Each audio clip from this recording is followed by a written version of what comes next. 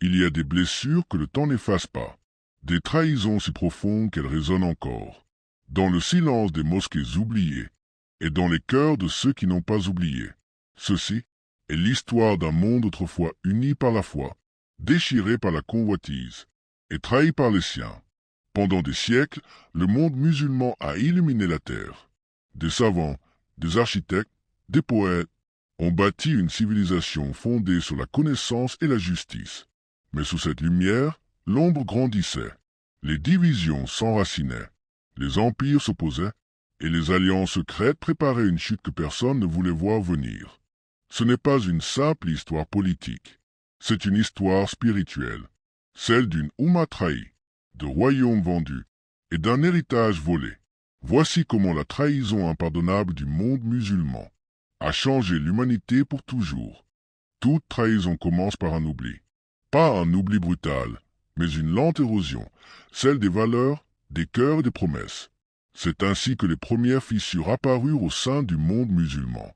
Après la disparition du prophète Mohammed, que la paix et les bénédictions d'Allah soient sur lui, la Oumma s'étendit rapidement, guidée par la foi, la justice et la lumière du Coran. Les premiers califes bien guidés maintinrent l'équilibre entre le pouvoir et la piété. Le savoir était vénéré, les savants respectés, et chaque ville rayonnait comme un centre de science et de foi. Bagdad devint un joyau de lumière, Cordoue une cité du savoir, et Damas un phare spirituel pour l'humanité.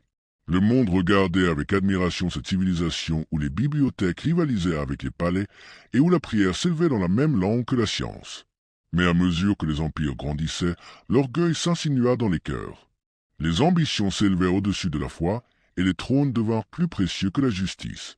Les rois se disputaient des territoires, oubliant que leur plus grand ennemi ne se trouvait pas à leurs frontières, mais dans leurs divisions. Des savants furent censurés, des peuples opprimés, et l'unité qui faisait la force du monde musulman commença à se fissurer lentement. L'or remplaça la sagesse, la politique remplaça la fraternité. Les prières devinrent des discours, et la sincérité se perdit dans le bruit du pouvoir. Les empires musulmans, jadis frères, commencèrent à se regarder avec méfiance. Les uns construisaient des armées, les autres des alliances secrètes. Les querelles internes ouvrirent la voie aux ennemis extérieurs. L'Europe, affaiblie pendant des siècles, observait en silence. Elle voyait une Oumma immense, riche, mais divisée, et attendait patiemment le moment où la lumière s'affaiblirait. Et quand elle commença à vaciller, les ombres s'étendirent. Des conflits éclatèrent entre califats, des trahisons se multiplièrent, et les idéaux du prophète furent remplacés par la soif de domination. Les musulmans, jadis unis sous une seule bannière, se fragmentèrent en royaumes rivaux. Dans cette fracture silencieuse naquit le plus grand danger, la perte de mémoire. Car quand un peuple oublie ce qu'il a uni, il devient vulnérable à tout ce qui veut le détruire. Les premières fissures n'étaient pas encore visibles sur les cartes, mais elles étaient déjà gravées dans les cœurs. Et dans ces fissures, lentement, s'insinua la trahison. Toute trahison commence par un oubli. Pas un oubli brutal, mais une lente érosion, celle des valeurs, des cœurs et des promesses. C'est ainsi que les premières fissures apparurent au sein du monde musulman. Après la disparition du prophète Mohammed, que la paix et les bénédictions d'Allah soient sur lui, la Oumma s'étendit rapidement, guidée par la foi, la justice et la lumière du Coran. Les premiers califes bien guidés maintinrent l'équilibre entre le pouvoir et la piété. Le savoir était vénéré, les savants respectés, et chaque ville rayonnait comme un centre de science et de foi. Bagdad devint un joyau de lumière, Cordoue une cité du savoir, et Damas un phare spirituel pour l'humanité. Le monde regardait avec admiration cette civilisation où les bibliothèques rivalisaient avec les palais et où la prière s'élevait dans la même langue que la science. Mais à mesure que les empires grandissaient, l'orgueil s'insinua dans les cœurs. Les ambitions s'élevèrent au-dessus de la foi, et les trônes devinrent plus précieux que la justice. Les rois se disputaient des territoires, oubliant que leur plus grand ennemi ne se trouvait pas à leurs frontières, mais dans leurs divisions. Des savants furent censurés, des peuples opprimés, et l'unité qui faisait la force du monde musulman commença à se fissurer lentement. L'or remplaça la sagesse, la politique remplaça la fraternité. Les prières devinrent des discours, et la sincérité se perdit dans le bruit du pouvoir. Les empires musulmans, jadis frères, commencèrent à se regarder avec méfiance. Les uns construisaient des armées, les autres des alliances secrètes. Les querelles internes ouvrirent la voie aux ennemis extérieurs. L'Europe, affaiblie pendant des siècles, observait en silence. Elle voyait une Oumma immense, riche, mais divisée, et attendait patiemment le moment où la lumière s'affaiblirait. Et quand elle commença à vaciller, les ombres s'étendirent. Des conflits éclatèrent entre califats, des trahisons se multiplièrent, et les idéaux du prophète furent remplacés par la soif de domination. Les musulmans, jadis unis sous une seule bannière, se fragmentèrent en royaumes rivaux.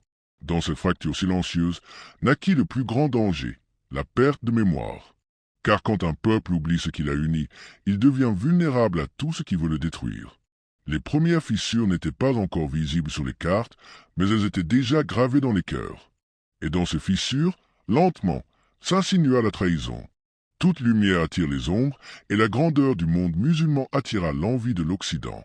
Les croisades, ces guerres cruelles et sanglantes, ne furent pas seulement des batailles pour la Terre Sainte, mais aussi un miroir des divisions qui fragilisaient la Oumma.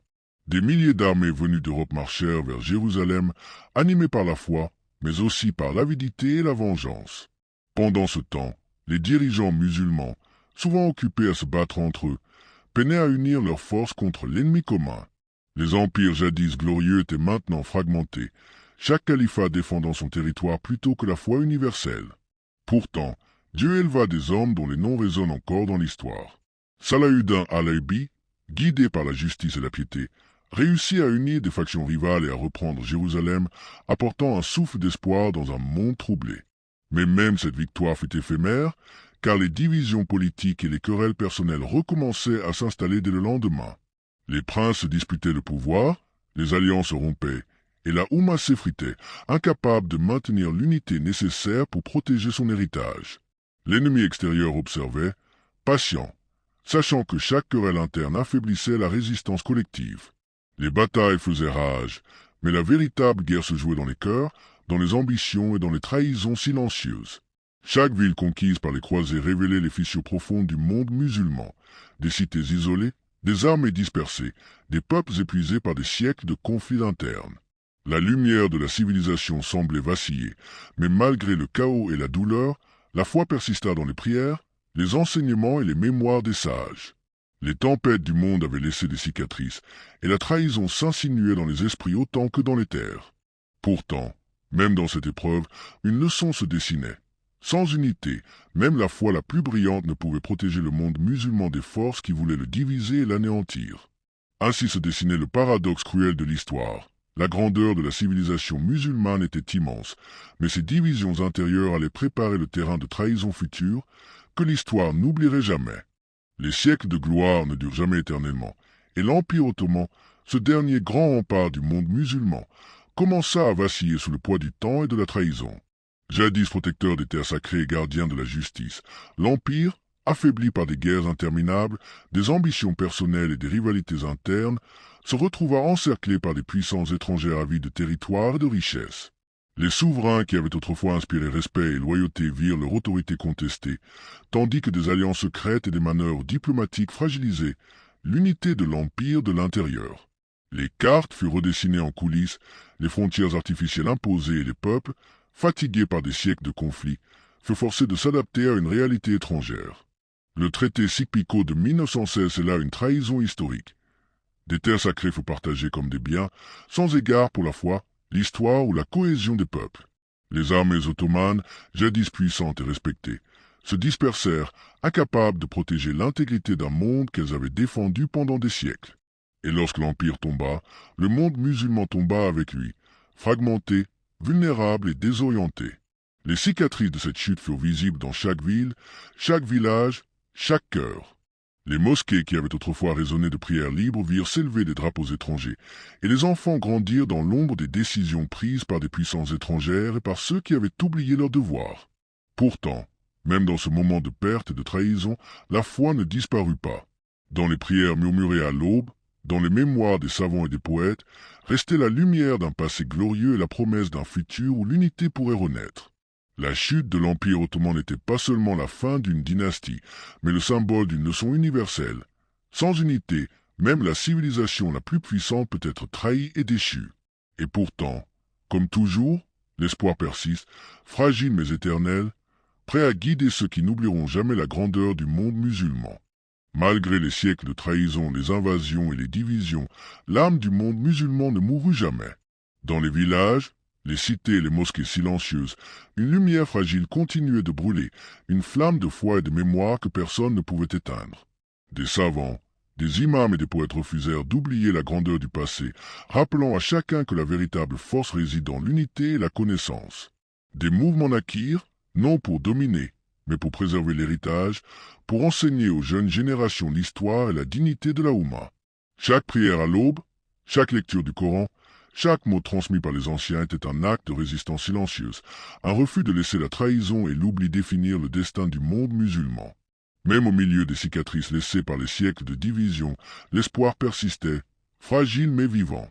Car la foi n'est pas seulement une croyance, elle est un souffle qui traverse le temps, un fil invisible qui relie les cœurs, une lumière qui, même dans les ténèbres, continue de guider. La résistance du cœur ne se mesurait pas par les batailles remportées ni par les empires construits, mais par la capacité de rester fidèle à ses valeurs, de transmettre le savoir et la spiritualité malgré l'adversité.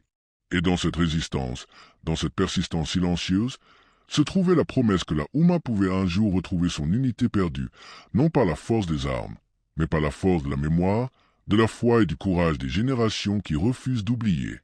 Aujourd'hui, le monde musulman s'étend à travers des milliers de kilomètres, vaste, divers et parfois divisé, mais jamais éteint. Les cicatrices de la trahison et des siècles de conflits sont encore visibles dans les villes, les frontières et les mémoires des peuples, mais la lumière de la foi continue de briller, parfois discrète, parfois éclatante, dans les cœurs qui n'ont jamais oublié leur héritage. De Jakarta à Dakar, de Casablanca à Istanbul, une nouvelle génération s'élève, consciente des erreurs passées et déterminée à ne pas les répéter. Elle porte en elle le souvenir des victoires et des défaites, des trahisons et des résistances, et transforme ses mémoires en force et en inspiration. Les savants, les imams, les artistes et les poètes rappellent que la grandeur du monde musulman ne dépend pas uniquement des royaumes ou des empires, mais de la fidélité à ses valeurs, de la connaissance partagée et de la justice appliquée. Même au milieu des divisions et des défis contemporains, l'appel du futur résonne. Celui d'une Oumma consciente de son passé, fière de son héritage et prête à reconstruire son unité avec patience et sagesse. La trahison du passé, bien que profonde et impardonnable, devient une leçon pour ceux qui cherchent à préserver la foi, à élever la justice et à transmettre la lumière aux générations suivantes.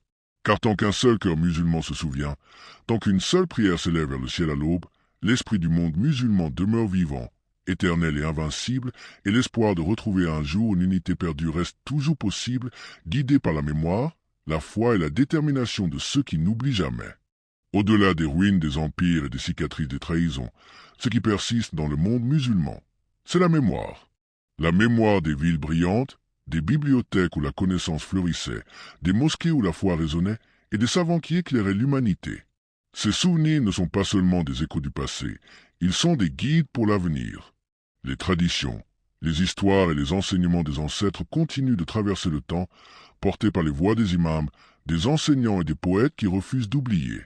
Même dans les sociétés modernes, parmi les défis et les épreuves, ces héritages restent vivants dans le cœur des peuples, rappelant que malgré les divisions et les erreurs humaines, la civilisation musulmane a été et reste une lumière pour l'humanité. La mémoire et l'héritage ne sont pas seulement des reliques, ils sont des forces silencieuses, capables de reconstruire l'unité perdue, de raviver la foi et de rappeler à chaque génération que la grandeur ne se mesure pas par les frontières ou les armées, mais par la sagesse, la justice et la fidélité aux principes sacrés. Et dans cette mémoire, le monde musulman trouve sa force, son identité et son espoir, prêt à transmettre à ceux qui viendront après la lumière d'un passé glorieux et la promesse d'un futur où l'unité et la foi pourraient renaître. L'histoire du monde musulman est une leçon d'ombre et de lumière, de trahison et de résistance, de perte et d'espoir. Chaque siècle a laissé ses marques, chaque division a enseigné ses leçons, et chaque victoire a montré la grandeur possible lorsque la foi et l'unité prévalent. Mais au-delà des cicatrices et des épreuves, une vérité demeure immuable. Le monde musulman, dans sa diversité et sa profondeur, possède une résilience que rien ni personne ne peut totalement briser. Les erreurs du passé servent désormais de guide, les souvenirs des héros et des savants nourrissent l'inspiration, et la mémoire des civilisations anciennes éclaire le chemin vers l'avenir. La trahison, les conflits et le colonialisme ont tenté de diviser, mais la foi et la mémoire restent intactes dans les cœurs. Ainsi, le monde musulman continue d'exister, non seulement comme un territoire géographique, mais comme un héritage spirituel et culturel, un souffle éternel qui traverse les âges.